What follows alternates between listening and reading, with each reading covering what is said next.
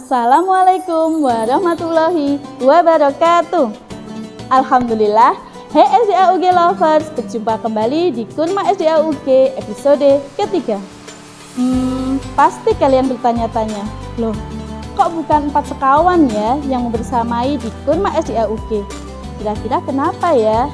Nah kan, pasti bertanya-tanya. Kurma SDAUG episode 3 ini berbeda karena selain bersama saya Bu Guru yang kalian cintai dan sayangi, tetapi kali ini digelar untuk tayang kabar alumni SDAUG. Kabar kakak-kakak kalian yang sudah lulus dari SD Aisyah Unggulan Gemolong. Penasaran kan kabar mereka bagaimana? Mungkin siapa tahu kabar alumni hari ini akan menginspirasimu untuk menjadi lebih baik lagi. Bersama saya Nurul Aziza di Kurma SDAUG episode 3, kabar alumni SDAUG, kabarmu mewarnai dunia. Masya Allah, tidak sabar rasanya menjumpai kakak alumni SDAUG yang satu ini. Dia seorang pemuda yang cakep, dan ganteng, itu pasti. Ternyata kakak ini berdomisili di dekat SD Aisyah juga loh. Dan kakak ini mempunyai perkebunan yang mana salah satu lokasi kebunnya ada di dekat SD Aisyah juga. Nah, penasaran kan siapa dia? Sudah bersama dengan saya, ini dia kakak alumni Muhammad Naufal Al-Ghifari. Assalamualaikum. Ya, assalamualaikum, waalaikumsalam Mas Naufal. Boleh duduk dulu Mas Naufal? Ya.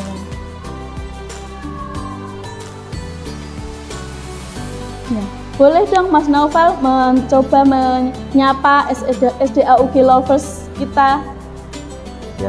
Halo buat teman-teman SDAUG lover yang ada di rumah yang sedang menonton YouTube. Hai, gimana kabarnya? Alhamdulillah, semoga semuanya dalam keadaan baik. Amin.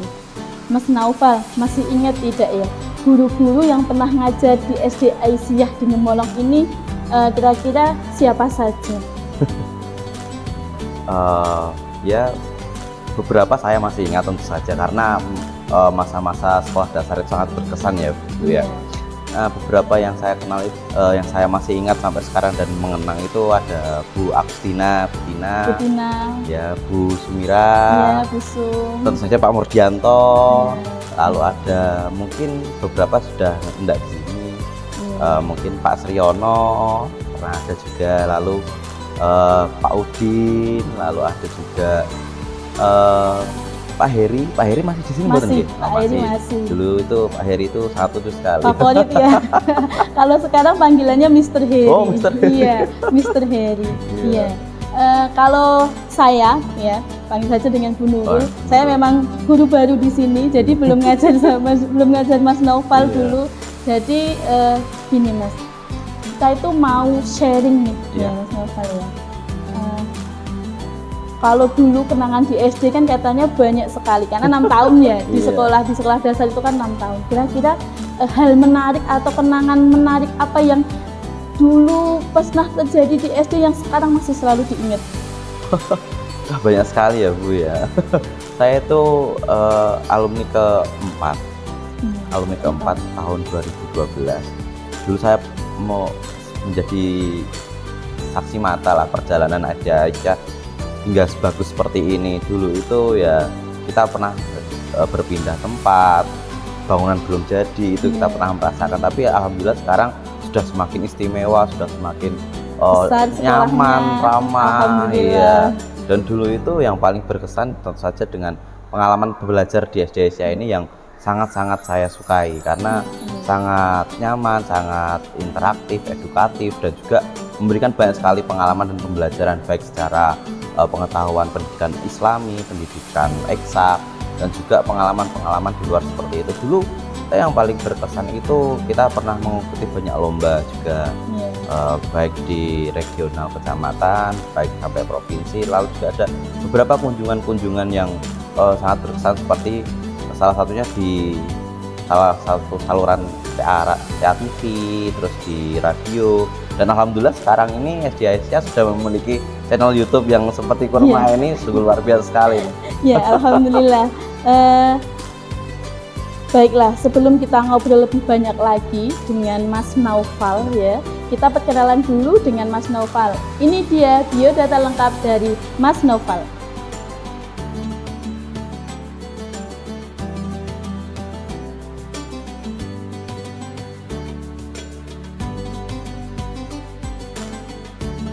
Masya Allah, luar biasa sekali Mas Naufal ini ya. Baik, yang kita dengar nih tentang Mas Naufal baru-baru ini adalah menyibukkan diri dengan perkebunan melonnya. Dan nggak tanggung-tanggung juga loh melon yang dibudidayakan sama Mas Naufal ini ya. Ternyata memang ada varian premium dan saya juga pernah merasakan.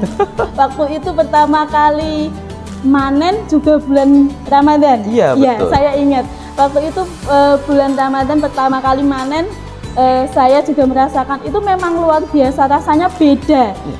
Dan saya ini orangnya yang sebenarnya tidak suka melon sebenarnya. Tapi memang saat itu penasaran rasanya itu seperti apa sih? Apakah benar-benar beda dari melon-melon yang lainnya? Ternyata memang beda sekali. Rasanya itu manisnya itu nggak bikin enek. Kemudian juicy juga, kriuk, pokoknya beda lah dari melon-melon biasanya. Nah, Mas Naufal, tidak semua nih anak-anak ya, orang pemuda sekarang ini di zaman milenium ini yang suka dengan pertanian atau perkebunan.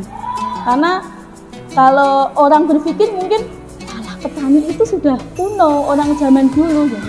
Sebenarnya apa sih yang menginspirasi Mas Naufal untuk memulai perkebunan ini, itu seperti apa gitu?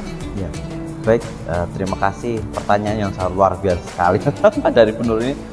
Dan alhamdulillah sudah pernah mencoba ya, jadi kita bisa lah saling cerita lebih banyak tentang produk melon yang ada di greenhouse kami.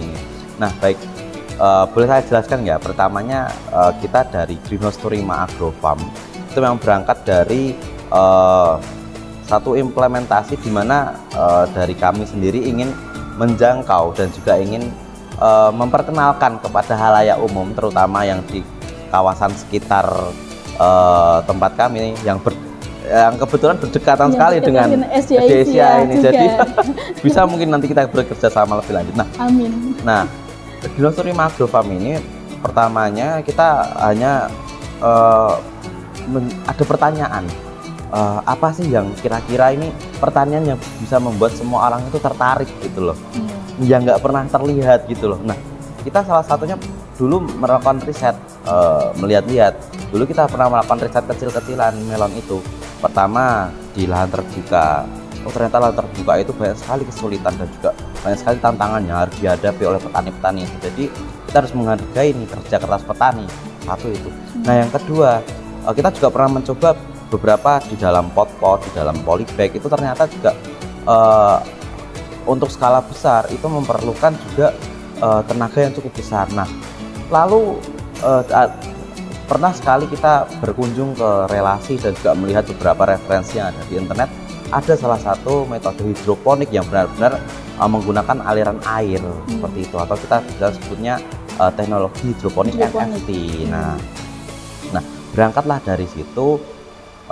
Sebetulnya yang menginspirasi ini adalah kita sebagai salah satu anak muda dan juga hal dari perusahaan yang ingin maju dan juga mengenalkan tadi pertanian kepada halayak muda lah, milenium. Karena sekarang kan memang anak muda kalau suruh bertani ya udah tidak mungkin gitu. Tapi kan sebenarnya penting juga belajar tentang itu gitu. Betul. Penting, sangat penting sekali. Nah, adik-adik SDAUG lover, jadi jangan pernah menganggap kalau pertanian itu selalu nggak enak. Pertanian itu seru kok. Kita tiap hari bisa berkomunikasi, kita juga bisa eksperimen, kita juga bisa melakukan kegiatan-kegiatan yang di kebun. Itu sangat menyenangkan. Kita melihat tanaman-tanaman yang hijau, karena warna hijau itu adalah satu warna yang disukai oleh Rasulullah SAW.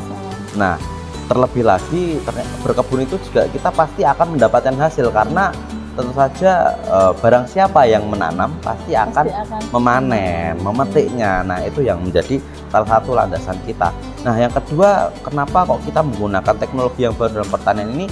tentu saja untuk memberikan sentuhan kepada tentu saja halayak muda, anak-anak yang kurang tertarik itu untuk bergeraklah ke bidang pertanian. Nah ini yang ternyata pertanian itu nggak susah loh. Pertanian itu bisa dilakukan dimanapun loh. Bisa dilakukan dengan metode apa saja. Jadi nggak yang saya harapkan ini petani-petani muda ini tambah banyak yang ada di Indonesia, sehingga ketahanan pangan, ketersediaan makanan, ketercukupan nutrisi yang sehat itu ada di generasi selanjutnya. Tetap terjaga. Betul sekali. Jadi memang SDAUG Lovers, jadi jangan malu untuk jadi petani ya. Iya. Karena sebenarnya kita itu kalau tanpa petani juga tidak bisa makan, ya kan? Betul Tapi sekali. memang sebenarnya bertani itu juga merupakan suatu pembelajaran yang harus kita lakukan terus menerus ya Mas ya. Betul. Karena memang tidak bisa ilmunya itu tidak berhenti di situ gitu. Iya. Kan harus belajar terus. Kemudian konsep yang jenengan gunakan, yang Mas Noval gunakan itu adalah konsep hidroponik, teknologi hidroponik. Bisa dijelaskan teknologi yang seperti apa sih yang digunakan untuk melon-melon itu seperti itu? Baik, terima kasih. Nah, teknologi yang kita gunakan itu sangat sederhana sekali ya adik-adik. Nah, misalkan adik-adik di rumah itu punya ember, punya wadah air, punya pipa, itu digunakan bisa karena kita menggunakan media-media yang mudah digunakan, ramah lingkungan, dan juga untuk perawatannya tidak susah. Jadi untuk biasanya kan kalau kita menanam itu kita harus berpikir bagaimana menyiraminya, bagaimana memberikannya nutrisi, lalu bagaimana juga mengenai tentang hama. Nah, kalau di dalam hidroponik kita sudah menghemat beberapa tahap seperti penyiapan lahan, penyiapan media, terus penyiraman, pemberian nutrisi, itu sudah kita gabung jadi satu di dalam salah wadah air hidroponik itu. Nah, dimana kita sirkulasikan naik ke dalam biasanya disebut guli atau trapesium untuk tempat tanamannya, nanti lalu kembali lagi ke dalam tempat tersebut. Nah, itu kita sebut dengan NFT atau Nutrition Film Technique, dimana itu kita hanya menggunakan adik-adik bisa di rumah mencoba atau bereksperimen dengan menggunakan pompa akuarium. Nah, itu sudah bisa sekali. Betul. Dengan galon mineral mungkin ya. Iya, yang sekarang sekali. Sebenarnya itu galon mineral kan banyak sekali kalau hidroponik yang pernah saya lihat bisa digunakan untuk kangkung, untuk tanaman-tanaman yang lain. Jadi memang sebenarnya untuk hidroponik ini sendiri medianya ada di sekitar kita ya. Betul sekali. Medianya juga tidak susah juga. Kemudian tadi saya juga ngobrol dengan Mas Noval sebelum tayangan ini, sudah punya 7 lokasi kalau nggak salah. Iya, alhamdulillah. Sebenarnya untuk lokasi sendiri itu apakah ada kriteria tertentu untuk menentukan lokasi ini baik atau tidak digunakan untuk sebagai greenhouse seperti itu? Tentu saja ada beberapa hal yang perlu diperhatikan dalam pembuatan greenhouse. Pertama, greenhouse ini kan kita harus menjaga tanaman. Greenhouse ini sebetulnya adalah bentuk pencegahan dari hama, pencegahan dari serangan-serangan dari luar tanaman yang tidak bisa kita kendalikan. Contohnya, pertama kita serangga kita menggunakan dinding insek dengan jaring insek, itu mencegah hama untuk masuk satu. Kedua, kita menggunakan atap dari plastik UV, mencegah dari hujan, mencegah dari suhu yang terlalu panas. Nah, untuk lokasinya sendiri itu sebetulnya bisa dilakukan dimanapun dan juga bisa dilakukan di berbagai tempat, asalkan dengan perhitungan yang tepat dan juga konsultasi dengan orang yang sudah ahli. Adik-adik bisa kok untuk melakukan kegiatan bertanam di dalam greenhouse ini. Di depan rumah itu bisa buatlah mini greenhouse dengan dinding dari jaring, dengan atap yang kecil. Iya, bisa. Ukuran kecil-kecil saja lah, 2x3 atau kecil aja, nanti buat mainan adik-adik di rumah. Nanti misalkan pulang dari sekolah ini, misalkan daripada kita harus main ke tempat yang jauh, kita bisa main ke kebun kita sendiri. Bisa juga itu untuk biaya tambahan, untuk mungkin tambahan untuk jajan atau untuk apa, itu bisa. Nah, untuk kita sendiri, lokasi pemilihan dari greenhouse kita itu kenapa kita berada di banyak tempat? Pertama, kita ingin menjamah beberapa wilayah. Jadi kita ingin mengenalkan, membranding diri untuk mengenalkan ini loh pertanian yang modern, ini loh pertanian sekarang seperti ini. Jadi orang itu, walaupun orang kota, orang di tengah padat penduduk itu bisa merasakan bertanam cocok tanam. Memang sekarang kan keterbatasannya kalau orang-orang di kota itu kita nggak punya lahan untuk bercocok tanam atau bertani, itu bukan suatu masalah ternyata bukan suatu masalah. Jadi lahan sempit ataupun dari halaman rumah juga bisa kita gunakan untuk bertanam. Memang dimulai dari hal kecil dulu, baru nanti bisa menjadi hal yang besar. Kemudian Mas Noval, untuk pemilihannya, kenapa kok melon dengan varian yang berbeda? Yang kalau kita lihat sebenarnya harganya juga tidak terlalu murah ya. Tetapi memang untuk harga itu dipengaruhi oleh kualitas juga. Karena seperti yang saya sebutkan tadi, rasanya juga sangat nikmat, luar biasa. Saya beli sudah kedua kalinya juga, karena memang nanti kalau ini sudah mulai berbuah atau belum? Oh sudah. Insya Allah nanti kita dari yang tadi ya, pemilihan melonnya tadi. Nah melon ini, melon yang kita tanam, melon yang kita budidayakan itu benar-benar melon-melon yang premium, yang kita pilih kualitasnya itu yang paling bagus, yang paling lezat seperti yang Bu Nurul ceritakan tadi. Iya memang. Nah, melon yang Bu Nurul ceritakan tadi itu adalah varietas dari melon sweet 9 namanya, sweet net 9. Nah, itu salah satu melon yang memiliki tingkat kemanisan yang paling tinggi dengan rasa yang renyah dan juga diolah dengan minim pestisida. Jadi aman untuk kesehatan. Nah, dan juga kita menggunakan ukuran-ukuran melon itu yang nggak terlalu besar. Karena apa? Karena untuk misalkan adik-adik mau bawa bekal ke sekolah, jadi pagi dibuka bisa langsung habis. Tidak dimasukkan ke dalam kulkas karena itu akan mengurangi cita rasanya. Juga mempengaruhi rasa juga. Lebih baik itu kalau buah itu sekali dibuka langsung dihabiskan. Seperti itu. Nah itu salah satu melon kita. Ada juga beberapa melon yang kita kembangkan banyak sekali. Ada melon jenis-jenis melon rock, ada melon hami, dan melon juga banyak varietas melon snow juga ada.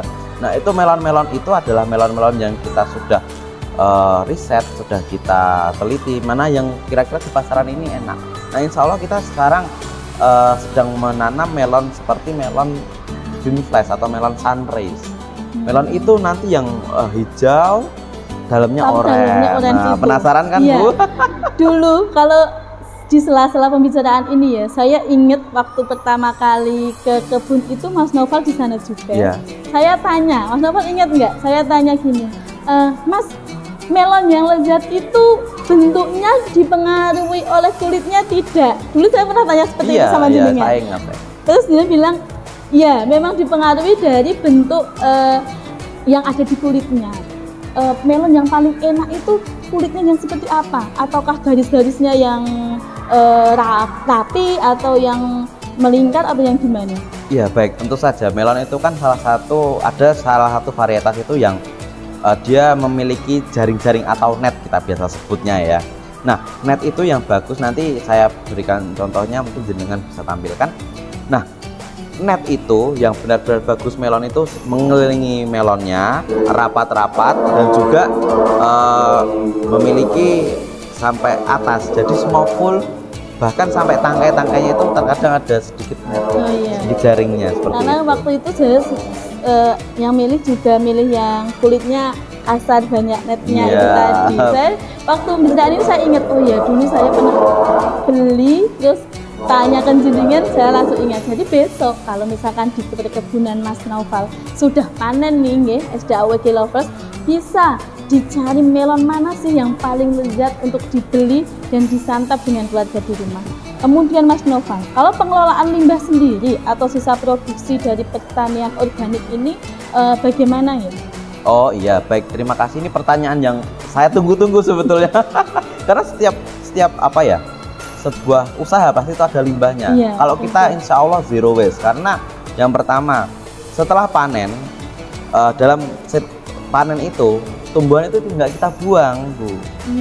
Sisa-sisa yang ada tumbuhannya itu kita nggak buang, kita manfaatkan, kita olah kembali untuk menjadi pupuk organik. Nah pupuk itu nanti yang bisa diimplementasikan ke tanaman lainnya, itu kita gunakan dengan fermentasi teknologi yang kita punya, kita sedang kembangkan. Nah, ini yang bisa untuk menjadi adik-adik itu jangan membuang sampah itu sembarangan.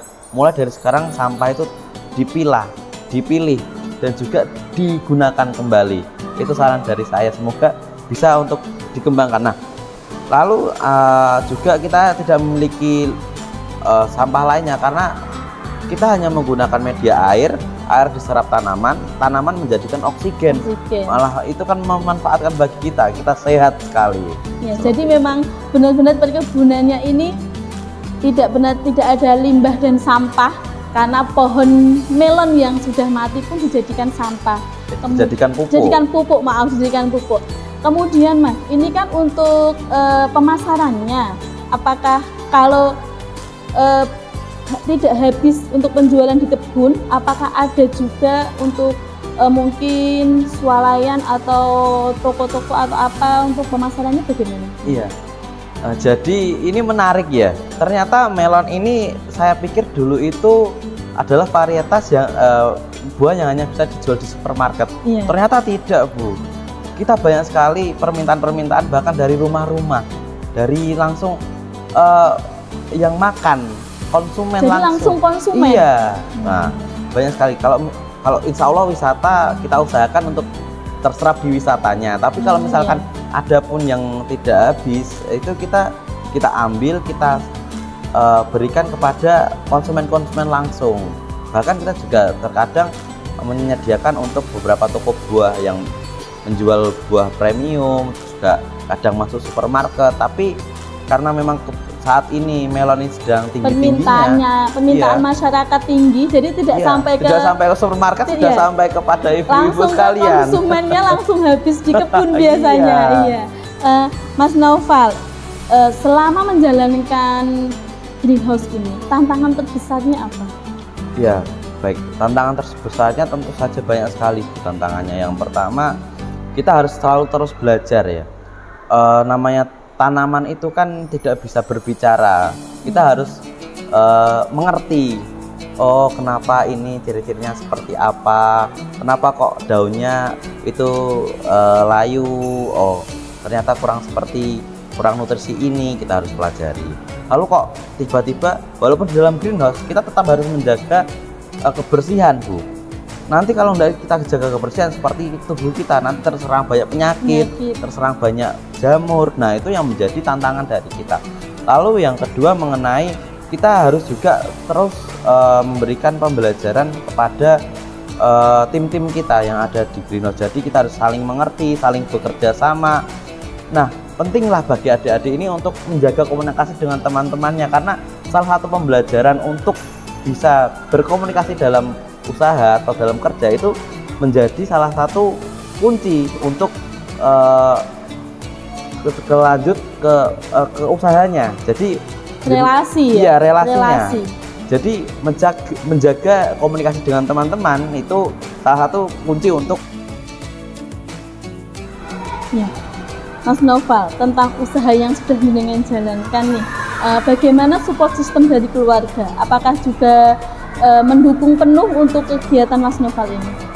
Iya, tentu saja gitu. Orang tua itu merupakan suatu support system yang harus ada di dalam setiap perjalanan anaknya. Karena tadi ridhollahi fi ridho walidain. Ridho Allah itu ada di ridho orang tua. Nah, orang tua itu kan memberikan doa, memberikan pembelajaran pertama, juga memberikan saran-saran yang harus kita dengar, harus kita jalankan. Karena itu merupakan pasti orang tua memberikan kita hal yang paling baik untuk anaknya. Nah, orang tua ini itu menjadi salah satu bagi saya adalah batu pondasi. Karena orang tua saya ini yang benar-benar memberikan pandangan, memberikan arahan, tapi tidak mengarahkan secara langsung. Jadi kita sebagai anak itu harus memiliki menjadi diri, memiliki pendirian, juga memiliki jalan sendiri, tapi harus di dalam frame atau dalam batas-batas yang disarankan oleh orang tua. Itu yang menjadi bagi saya adalah hal yang mungkin sangat istimewa sekali bagi saya, seperti itu. Iya. Coba Mas Noval, motivasi lah, kita minta motivasi dari Mas Noval nih untuk teman-teman SDAUG dan para SDAUG lovers. Bagaimana motivasinya agar kita itu bisa mewujudkan cita-cita kita? Baik, untuk teman-teman SDAUG lover dan juga para penonton yang di rumah, dalam hal motivasi untuk mencapai kesuksesan, yang pertama itu satu, jangan lupa untuk selalu mendekatkan diri kepada Allah. Yang kedua, selalu meminta dukungan serta restu doa orang tua. Dan yang ketiga, ini yang paling penting, Bu, kita harus selalu mengupgrade diri, selalu harus untuk biasa mencari informasi, mencari ilmu tambahan. SDA Asia ini sudah banyak sekali ilmu yang diberikan, tetapi kita juga harus memiliki tambahan informasi, tambahan pendidikan dari luar. Untuk apa? Untuk kita selaras dengan perkembangan zaman. Kalau kita nggak seperti itu, ya bisa-bisa kita ketinggalan zaman. Nah, yang keempat itu kita harus memiliki koneksi, kita harus memiliki hubungan baik dengan relasi dengan orang-orang yang baik juga, karena apabila kita tumbuh di dalam lingkungan yang baik, kita akan senantiasa menjadi orang yang baik. Tetapi kalau kita berada di lingkungan yang kurang baik, maka akan terjadi hal sebaliknya, seperti itu. Dan yang terakhir, jangan lupa untuk selalu mendekatkan diri kepada Allah dengan banyak beribadah, wajib, sunnah, puasa, zakat, sedekah, itu yang insya Allah bisa untuk melancarkan doa-doa kita, seperti itu, Bu. Iya, Masya Allah sekali ya. Semoga teman-teman SDAUG dan SDAUG lovers bisa meniru atau mencontoh apa saja sih yang tadi Mas Noval lakukan untuk mencapai kesuksesan. Terakhir ini Mas Noval mau tanya, kira-kira planning ke depannya nih, bisa di-spill sedikit tidak di kabar alumni SDAUG ini? Kira-kira dengan kesuksesan Mas Noval yang Masya Allah luar biasa sekali, sudah ada 7 greenhouse yang saat ini dijalankan dan mungkin juga akan bertambah lagi, amin ya. Nah, mohon dong di-spill sedikit, kira-kira planning ke depannya nih, apa nih yang bisa bikin gebrakan baru lagi Mas Noval? Ya, sebenarnya insya Allah mohon doa dan dukungannya dari semua penonton dan juga SDAUG lover. Insya Allah dalam waktu dekat ini kita akan mengembangkan satu wilayah yang terintegrasi menjadi agroeduwisata. Jadi, Bu, di dalamnya itu nanti kita akan adakan peternakan, adakan juga perkebunan melon, adakan juga perkebunan sayur dan cabai, macam-macam semua akan kita lakukan dalam satu tempat. Kita integrasikan, di mana banyak akan kita olah kembali menjadi pupuk organik. Nah, itu yang insya Allah kita akan hadirkan dalam waktu dekat ini. Iya. Mohon doanya dan mohon dukungannya, semoga rencana ini segera terrealisasikan. Amin. Itu tadi rencana Mas Noval tentang kedepannya, tentang edu agrowisata. Kita doakan ya teman-teman, semoga nanti usahanya atau planning kedepannya semuanya berjalan lancar. Pemirsa SDAUG lovers yang dirahmati oleh Allah, demikian tadi perbincangan kita dengan kakak alumni SDAUG, yakni Mas Noval Al-Ghifari. Semoga bermanfaat dan menginspirasi menjadi pribadi yang lebih baik. Terima kasih banyak Mas Noval atas kehadirannya, jazakumullah khairan atas kehadiran di waktu tempat di Kurma SDAUG. Semoga kita bisa bertemu kembali di lain waktu. Dan semoga yang Mas Noval lakukan sekarang, nanti, dan seterusnya bisa berjalan berkah dan bermanfaat bagi semuanya. Terima kasih Bu Nurul atas tempatnya yang sudah istimewa seperti ini. Nah, buat teman-teman SDAUG lover dan juga para penonton di rumah, terus tonton dan saksikan Kurma SDAUG episode keempat di YouTube channel SDA Asia Unggulan Gemolong setiap Ramadan, setiap hari Jumat pukul 4 sore. Jangan lupa ya. Jangan sampai tidak nonton ya. Tayangan ini akan tayang hari Jumat mendatang. Wassalamualaikum warahmatullahi wabarakatuh.